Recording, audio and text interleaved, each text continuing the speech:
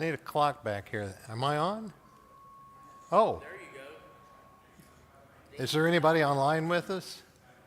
And they're watching this? Sorry about that. It's the guy in the booth. Didn't tell me. Then I hear the microphone. I'm supposed to know when the microphone starts.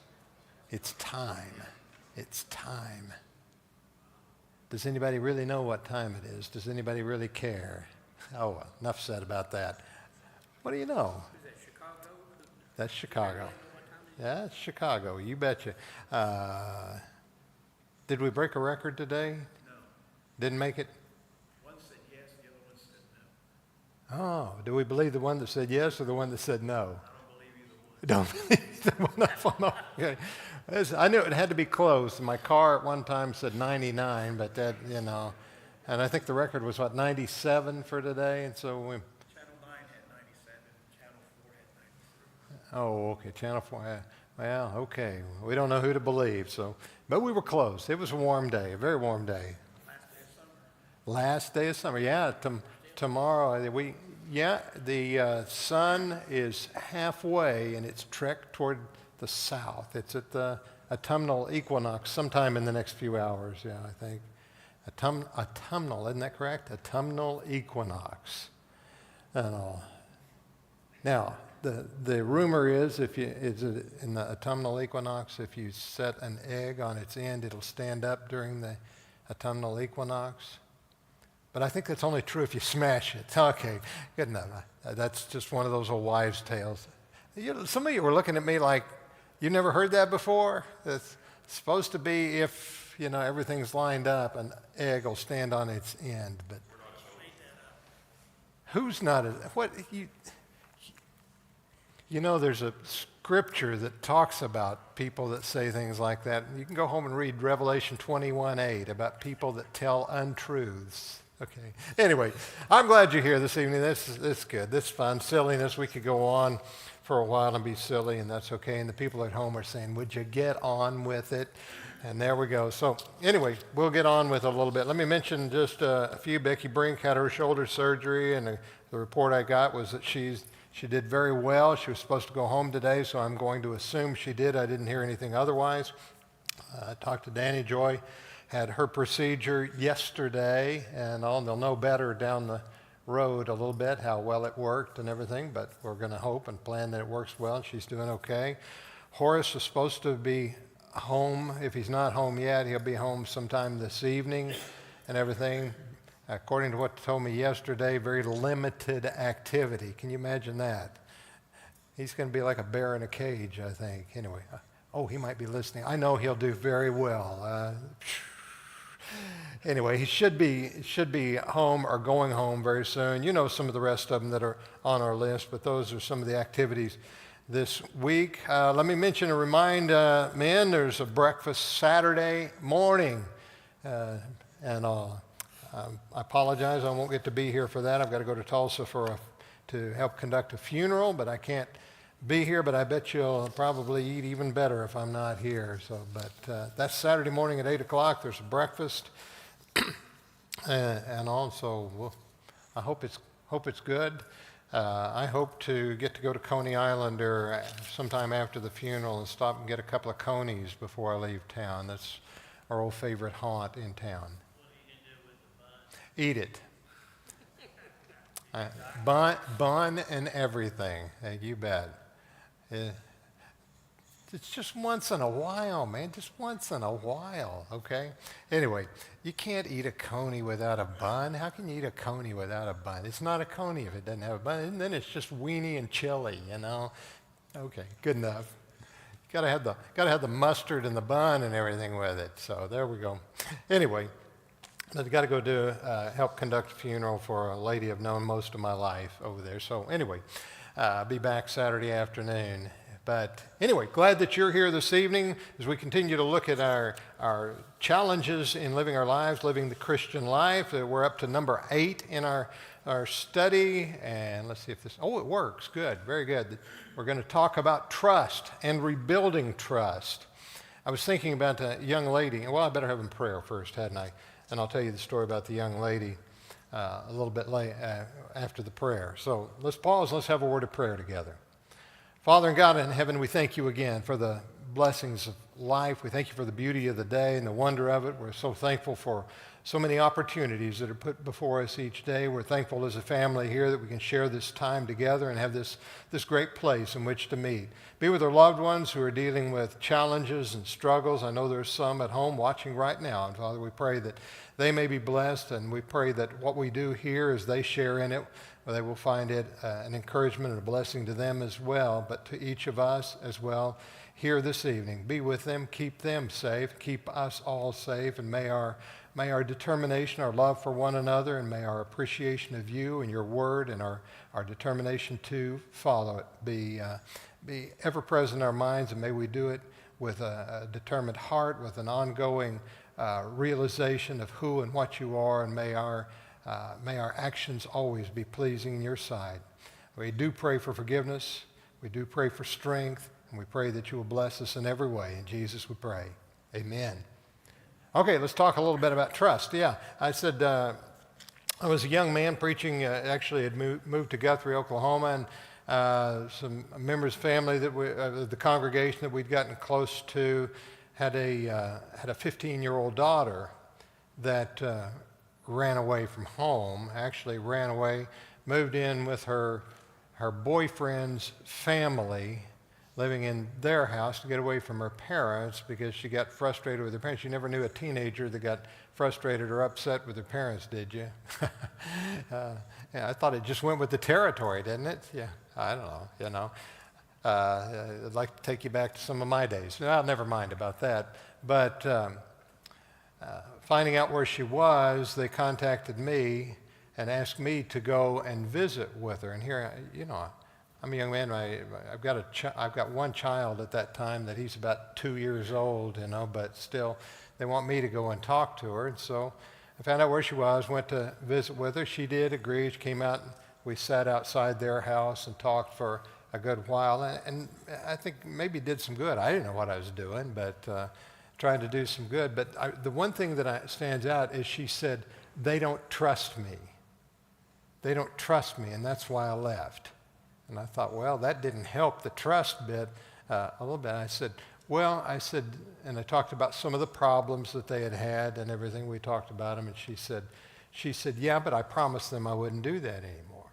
And I said, well, when you break a trust, it takes time and energy to rebuild or to make a new trust. Before they're going to trust you again, you got to give it time. You got to prove to them that you're worthy of that trust. And that's the way trust works. And I think we all recognize that. We recognize in our own lives whether we have had to work to rebuild somebody else's trust in us, or there have been others that have had to work to rebuild our trust in them.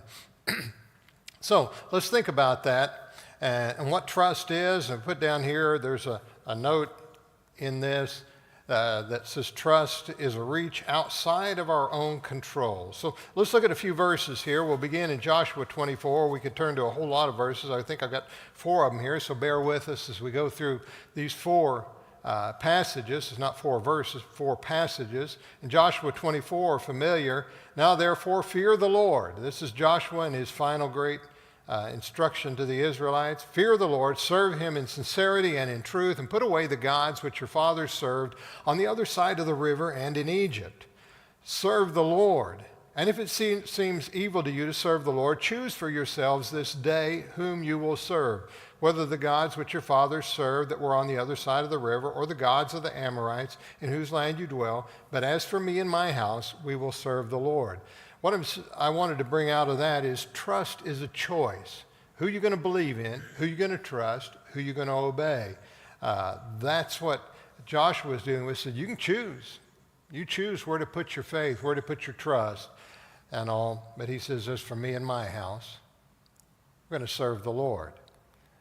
Then let's go to John chapter 6. This is a point at which Jesus, remember, has fed the thousands with the multiplying of the fish and the bread. There in John 6, and the multiplying of that, and the people have eaten, and then he's separated from them. Then they find him again, and he gives them some instructions, and it gets kind of tough. And many of the people walk away. That's where verse 66 begins, where it says, from that time. They said, this is a hard saying, and many of them walk away. From that time, many of his disciples went back and walked with him no more. Then Jesus said to the 12, do you also want to go away? But Simon Peter answered him, Lord, to whom shall we go? You have the words of eternal life. Also we have come to believe and know, notice that, believe and know that you are the Christ, the Son of the living God. So John says others don't have that kind of trust in you, but we believe we do. We've come to believe in you and trust you. Again, very familiar, very good passage. It reminds us of that. And notice he says, you have the words of eternal life. That's kind of a trust, because how do you know until you live it and so forth? Anyway, then another passage in a little different direction, verse 57 and 58 of Luke chapter 9, as there's one who comes after him with a sincere desire, I believe, but confronted with something. It says, now it happened as they journeyed on the road that someone said to him, now he and some of his disciples journeying on the road, said to him, Lord, I will follow you wherever you go. And Jesus said to him, foxes have holes and birds of the air have nests, but the Son of Man has nowhere to lay his head. In other words, when it's easy to follow. But when things get tough, what are you going to do?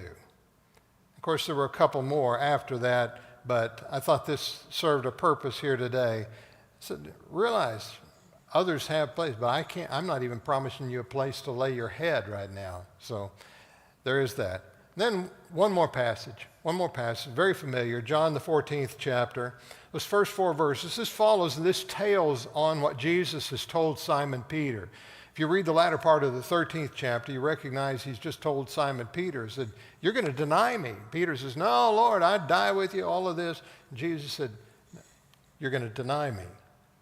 But then he immediately, and of course we divide the chapters right there, but immediately Jesus says, and I think pointed particularly to him, but to the others that are there as well, he says, let not your heart be troubled. You believe in God, believe also in me.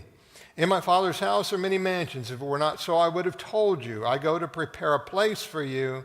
And if I go and prepare a place for you, I will come again and receive you to myself, that where I am, there you may be also. And where I go, you know, and the way you know. And there's more to the passage, but that gets across one. It says, you believe in God, you trust God, believe in me, trust me. What I'm going and doing right now is to your benefit, that we might share in something here. So that's the idea of looking forward, the trust that needs to be placed, and of course, all of these passages, and probably more, could be put before us and talk about the value and the importance of trusting in this case. So, with those passages in our minds, or on the paper right in front of us, we take them off the screen and we go to defining. What do we really mean then? What do we mean when we talk about trust? We might say trust is what? It's a release of personal control. When you put something outside of your control, you trust. Do you ever think about getting into a car where somebody else is driving? At that point, you've got no control. I love to watch my wife in the car when she doesn't feel like I'm doing exactly right, and gives it. Anybody else ever have that problem with people in your car with you? Or she'll say, they're stopping up here. Yeah, I can see that. I think it's 3/4 of a mile up there. Anyway, no, there's probably some good reason for her to do that, but I'm not making fun of her, but we release control when we let somebody else take the wheel and drive.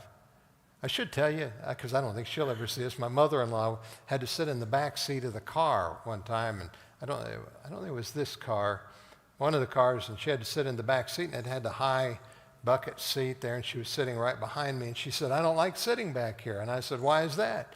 She said, I can't see what you're doing. I said, well, do you need to see what I'm doing? She said, well, to make sure you're doing it right. I said, well, that's what I need. Somebody back there in the back seat making sure I'm doing it right. Anyway, I love my mother-in-law. She's a gas, and I'm glad she lives in Alabama. Anyway, she's a great gal. But there are many situations in which we release control to somebody else.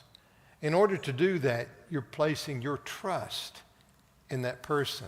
If you ever go into surgery, you're placing your trust in the people who are taking care of you, the doctors and so forth that are working there and so forth. We place trust on much lower levels as well. So anyway, I don't know what y'all are getting on about back there, but behave yourselves, would you? Okay? They're all shaking their heads about doctors? Just the ones you know or the ones you don't know? Okay, never mind. Let's leave that one alone. Okay, back to this. Okay, I said the wrong thing, didn't I? Doctors. Hey, man, I'm thankful for them every day. Okay, but it is a release of personal control. Secondly, it is this one I copied.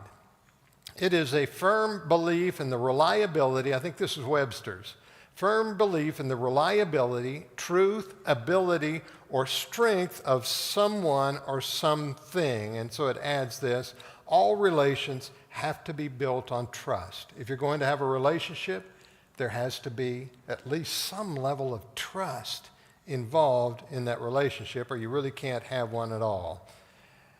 And then thirdly, it is a key component of faith. They are often used and can be interchangeable, but really faith is broader than just trust. And also, it is a key component of faith, but you trust in what you're given. That is a part of faith and its works. Any other thoughts or something you want to add to these defining terms? Yes, sir. We develop assurance and Okay.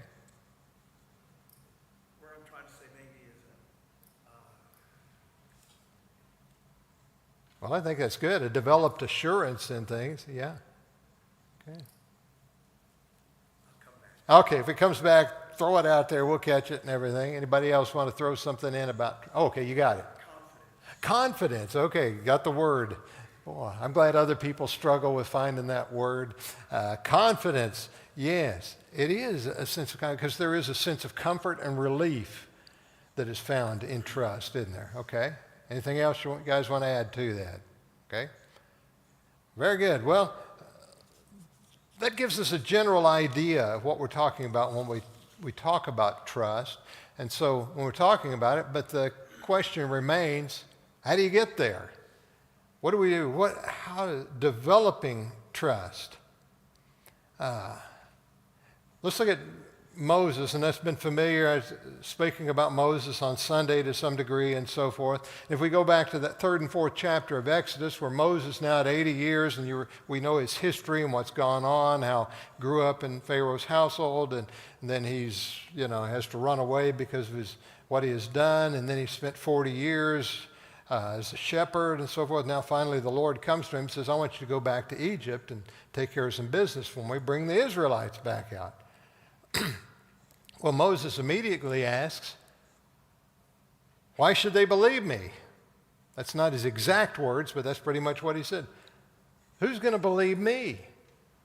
Well, of course, the Lord has some things for him, some signs and the identity of who God is and so forth are given to us there, especially in chapter 3, and then getting into chapter 4, the thing with the rod that's cast down and the leprosy on the hand and things like that to show that God's power is there, that it truly is God, and even identifying by tell them I am. I am the God of Abraham, Isaac, and Jacob. Tell them I am is the one. And so there are signs and identity, but Moses wants to know, why should they believe him?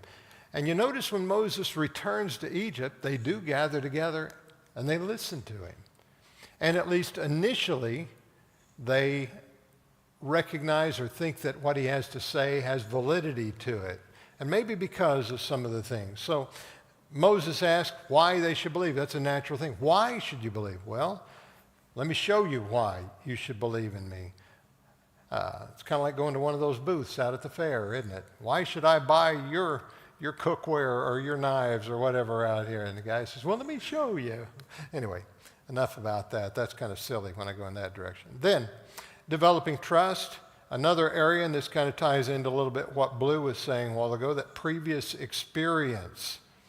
What has been your experience with whoever or whatever you're talking about trusting, There are people who will only buy one make of car because they say, well, I bought one of this other one time and it just wasn't any good. So I buy this, they've always been good. So I buy this one and they're always good. Well, that's the way we operate, isn't it?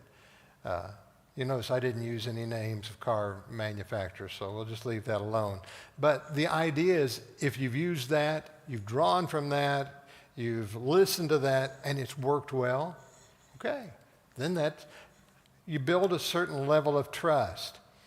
And I put in here and I thought, well, that old saying, fool me once, shame on you, fool me twice, shame on me, or as Gomer Pyle would say it, fool me once, poo on you, fool me twice, poo on me.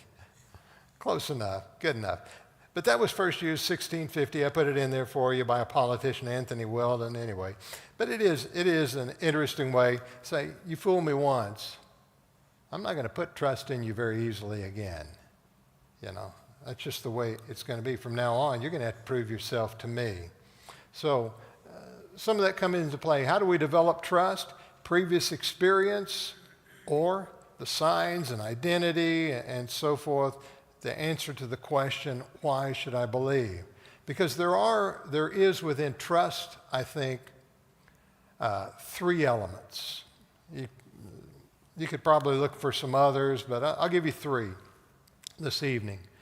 3 elements of trust. One is a positive, ongoing relationship.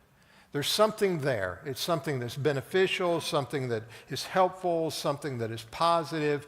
Then you have a trust, if that's what we're talking about and how we're using trust this evening, is there is a positive relationship that exists there. Anyway, far enough with that. You got that. Secondly would be good judgment and expertise. If you find someone that has shown good judgment, has some expertise in a certain area, then you begin to trust them. Now, we can make fun of doctors, but we typically go to a doctor. Why? They've got expertise in an area, supposedly. Of course, you know what they say about what they call the guy that graduated last in his medical class? Doctor. Okay, good enough. That's an old joke. But in all seriousness, we go to someone because we believe they've got an expertise in a certain area, and we want that person then to pass on information to us, help us, deal with us, whatever it is, whether it's the mechanic who fixes your car, the plumber who unstops your drain, or the doctor who unplugs your veins, whatever it is. We want... Somebody can ask what a virus is. Well, anyway, you want somebody that's got some knowledge and judgment in an area, then you invest trust in them. You notice I didn't say politician. We'll just leave that one out of it entirely. Okay, enough about that. And then the third thing, the third element in this is consistency. It's not just a one-time thing. Does it play out? Typically, we want a good track record, consistency. Does it remain constant? If you got somebody that's right today and wrong tomorrow, if you got a guy that's your stockbroker or something like that, if he's been right 20% of the time, then that's consistency. But you know what I mean? We want somebody who can tell you something and is going to have a pretty good record that's going to stay pretty stable throughout and continues to be that way. That's what you want. And has a good record. Yes, sir, Blue? Came to mind things that you can confirm or verify and the results are... Okay. Very good. If you can confirm or verify and the results are positive in something. Yes, that's exactly right in that. So that plays into these things. So these are kind of the elements that go into what we would call trust and how we deal with it. But let's look at the other side of it for just a moment. The other side of trust is the broken trust. When you've expected and it didn't happen. I had a secretary many years ago at the Drexel congregation, and she was a nice person and all that and all, but we were having a gathering. It was one of those deals where everybody brings a part of the meal, and you all come together and eat the meal. There were several of us couples doing that. We got together, and I think the other families, we got together, and we were there waiting, and she and her husband didn't show. You know, it started getting a little bit late, so finally, I don't remember whether I called her or somebody called her, and this is really kind of pre-cell phone days, you know. So called them at home, and she says, "Oh, yeah, we decided we weren't going to be there." I said, "Oh, okay, well," and just went on. Of course, we ate the rest of the stuff we had, but I don't remember what they were supposed to bring, but, you know, their food wasn't going to be there with the rest of us, and so we, you know, if it's a 5-course meal, we only had 4 of the courses there. I don't know. Well, I don't remember the details of all that, but it just kind of struck me, and I thought, well, you know what? We will never count on them again like that. And that's the way it is in that regard. And that goes back to that consistency, because once a trust is broken, and that's a pretty small matter. I just use that because it's a very small matter. But when a trust is broken, it really can be tough. But what we need to realize is a broken trust is an opportunity to rebuild. It's not something to just write off. You know, it's not one and done. Okay, I forget that. If you didn't get it right, we're never going to do that again. You know, think about it. How many swings at the ball do you get in baseball, you know? Well, it depends. If you hit a few foul balls, you get several. But let's say you miss it 3 times. You got 3 chances there before they finally say, "Okay, buddy, back to the bench." So the idea of a broken trust is an opportunity to rebuild. Let me give you another chance. Let me do that again. Let me give you a mulligan in this maybe, but I'm going to watch you carefully. But even more in interpersonal relationships, and that's what we're dealing with the most, in interpersonal relationships, when a trust is broken, whether large or small, we need to see it as an opportunity to rebuild something rather than let's just flush it all away. I think the common thing is, if we've been unsettled or unhappy, is to just kind of shove it out the door and say, "Okay, forget that." And all that. And over the years, and I try not to do much marriage counseling because it's pretty disappointing overall, but in what marriage counseling I'd done in earlier days, I'd always tried to help the couple see the positive sides of this and the things that they could rebuild if they were willing to take what they've got and rebuild it. Now, sometimes you can't. I recognize that. But at least I want people to see there is an opportunity here if the two of you are willing. And that's true of just about any trust that's been broken. Can we rebuild this? Can we go back to a good relationship again? There will be, if so, there are going to be some actions that are needed. One, there must be a communicated opportunity from the offended. In other words, if somebody else broke the trust with you, it's not, I know we typically wait for somebody to apologize, but sometimes it means you've got to take the extra steps and I'd love for us to be friends again or whatever it might be, if you're willing to do, you know. You take that first step. You take the first step. And that can be a really hard thing, but a communicated opportunity from the person who is offended is going to have to be there. Now, the other person may take the step first, but still, you've got to communicate, yes. Could we be friends again? Could we be in business together again? Could we fix this problem? The answer has got to be yes, if there's going to be a trust again. There has to be a communicated opportunity for that to happen. And then, secondly, there have to be steps on, did I hit that again? Oh, no. What did I do wrong? Okay. Something's not right here. Oh, yeah. Oh, I forgot about Simon Peter. Oh, I knew something wasn't right there. I skipped over the interaction between Jesus and Simon Peter. I'll come back to that in just a second. There have to be steps on each side, and those steps may be uncomfortable. It can be tough. It can be tough to go and say, I'm sorry. I would like to fix this. And it can be tough from the other end to say, listen, you did wrong to me, and I would like for us to work beyond this if you're willing to do right. And that may not be the best wording, but you understand what I'm saying. Those things can be really tough, but they are in character. And if you stop and think about it, what does that reflect but God's openness again and again and again?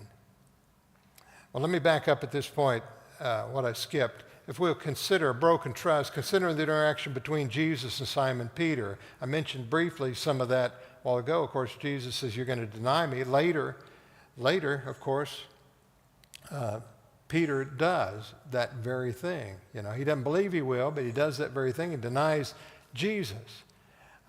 Jesus could have just written him off. It's done. But you know, one of the things that he tells, and one of the gospel writers holds that in there, and when you've returned to me. I don't know whether Peter caught on to that, but when you have returned to me, wow, Jesus said, when you come back. That's a great thing. Sometimes when we misstep or we break the trust, we may say there's just no way back, no way back. I always think about the young man, his last name was McPeak. I can't think of it. Doug, I think was his name. McPeak, when we baptized him, and I couldn't understand why it was so difficult. He believed he was a wonderful young man and everything. It got to that point, and I know I've told this in the past, but it's been a while, so hopefully you've forgotten. But when finally came around, he says, yes, I want to be baptized. I was having the hardest time understanding why, in all the things we studied, that he wouldn't he'd say, yes, I understand, but he wouldn't take that step. Finally, as we come out of the baptistry, take him out, we're walking, we're going up the steps, he turns around, soaking wet, just grabs hold of me and starts hugging me, just crying and crying. This is a young man in his 20s, and he's just crying and crying, and he says, I couldn't believe that he would forgive me.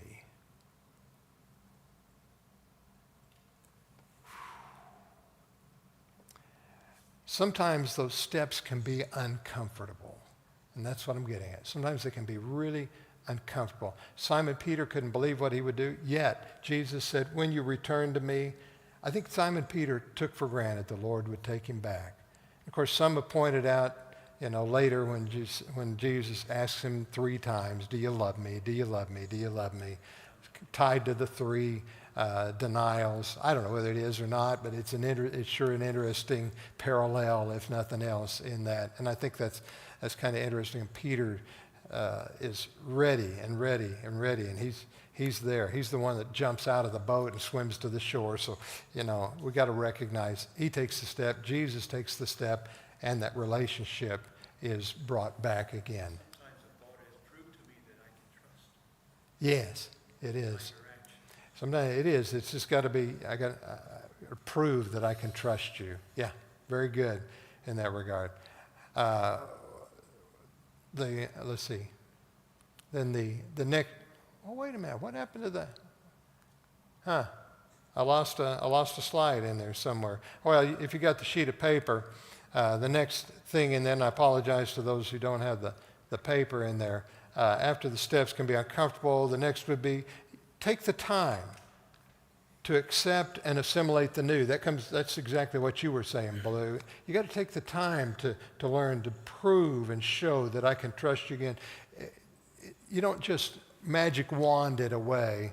It takes some time to get back to that, and you got to give it that time to assimilate this new relationship, because it's not the old relationship, it's a new relationship that you're undergoing of trust.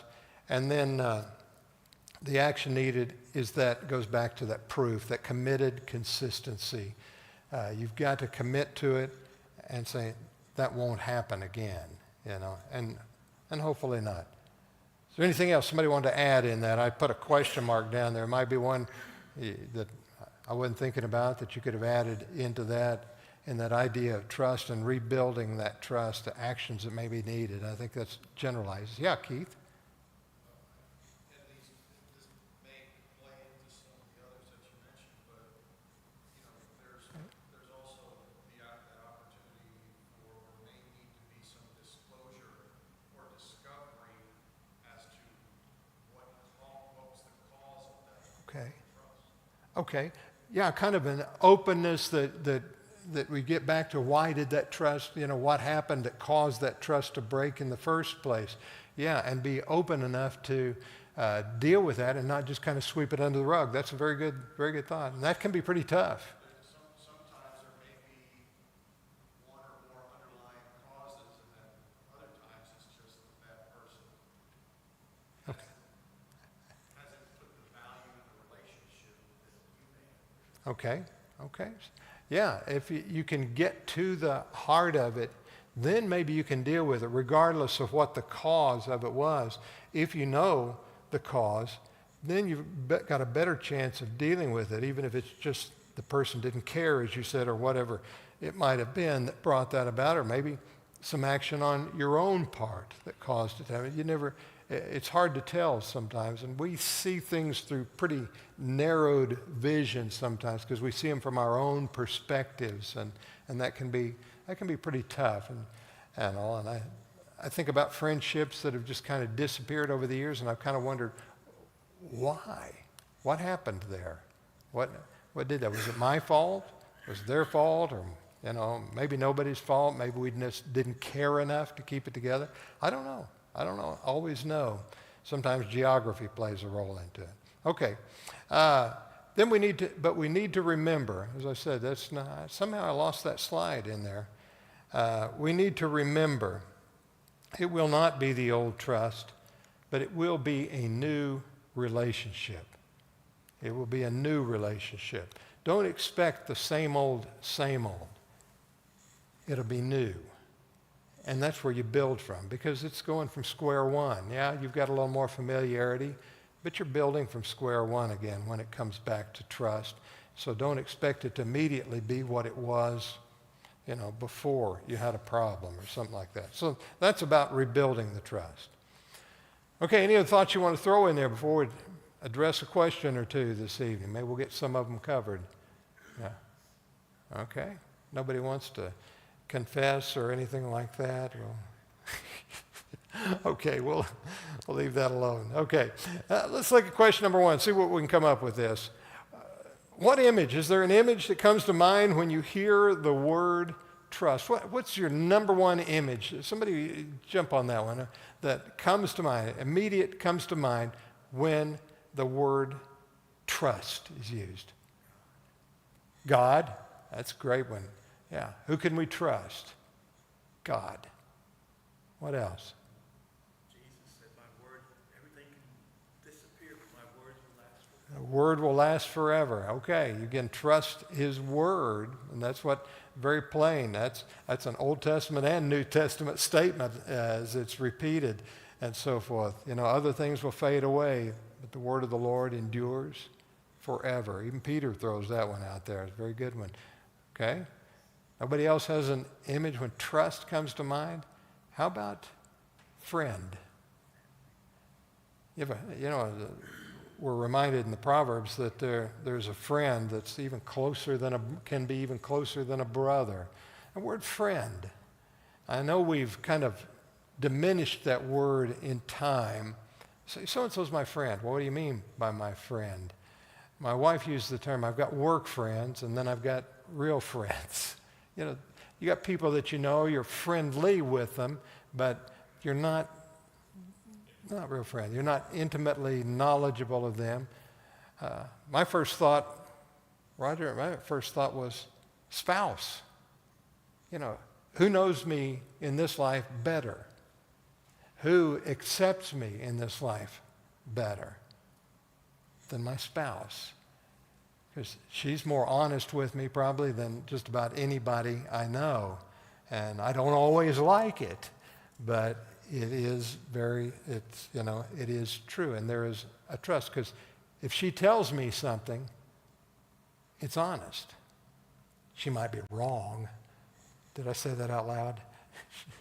She probably is wrong. But anyway, I think of that sometimes. Okay, I got to move on. I saw a hand. Didn't I see a hand somewhere? No? Oh, okay. Yeah, Kevin. I've got a friend that I've known for 55 years. Okay. We have a story that we always tell. We don't tell anything of each other because the other guy knows just as much about it. Oh, Story that yes, right. that's our safety net is that we would never tell anything of each other because then the other guy would come back with some information.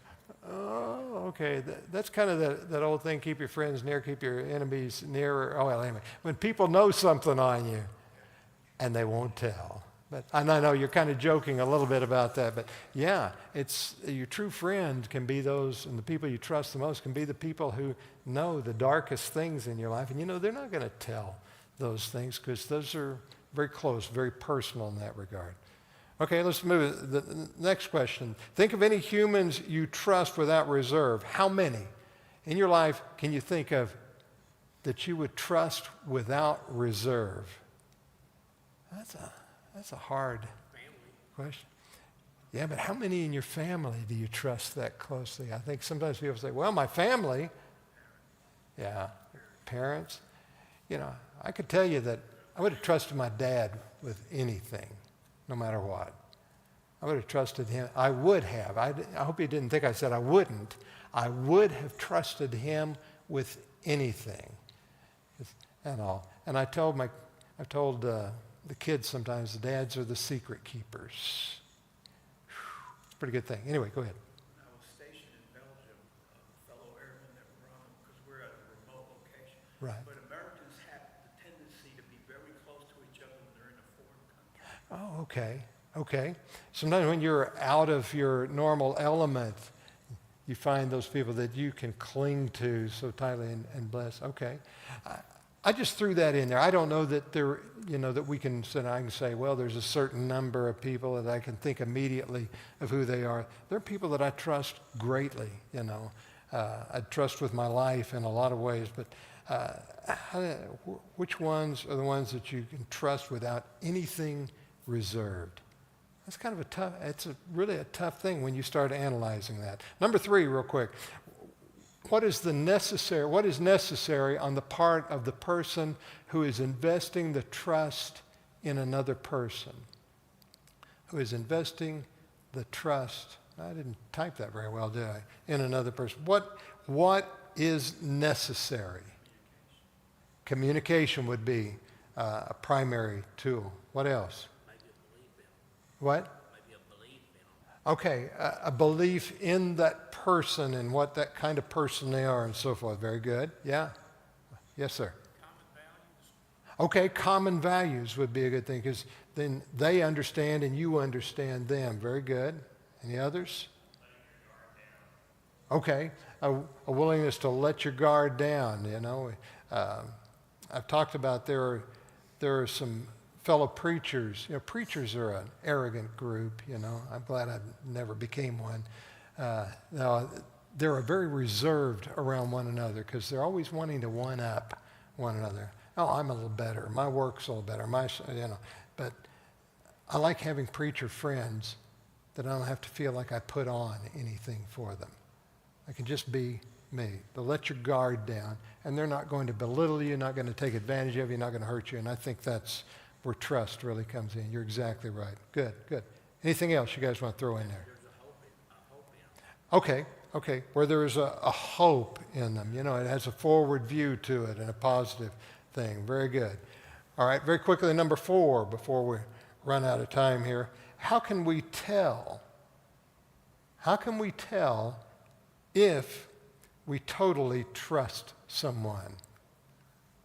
Did you ever play that trust game where you close your eyes, fold your arms over, and fall backward, stiff as a board,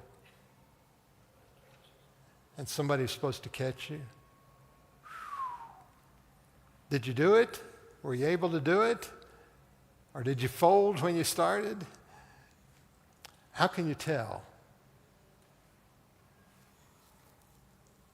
What would you not do in Maybe the way somebody talks, what they have to say. Okay, and I think what they have to say and what they keep saying and the communication, somebody said that a while ago, Kevin? If you've got good news, bad news, or a question, or anything like that, think about who you would go to. Okay, yeah. Well, you got whatever your news is, good news, bad news, whatever kind of news it is, who would you go to? Very good. Keith, you had something? Say, when you think of them, you never dwell on or worry about anything that you relate to. Okay, you never worry about anything you relate to them. So basically, when you fall, you know they'll catch you. Well, that sounds like a line of a song. I'll catch you if ever I fall. Yes, sir. If you're ever in a life or death situation with someone, Okay. All right. then each one can trust the other one, then you know you can trust that person. Yeah, as they say, I've got your six or whatever, I've got your back. You know it. You don't ever have to look back and worry about it. You know. You know for them, and you know that they for you. Very good. Very good. You're not having to check to make sure, in that regard. You just know that they'll be there and they'll take care of business. Okay. Very good. Well, I guess we better quit. The ladies have wandered out of their classroom. We'll let it go this evening. But I think this is one that's very valuable and good for us to think about in that regard. And maybe a little personal exercise is to think about and try to examine, who do I totally trust in my life?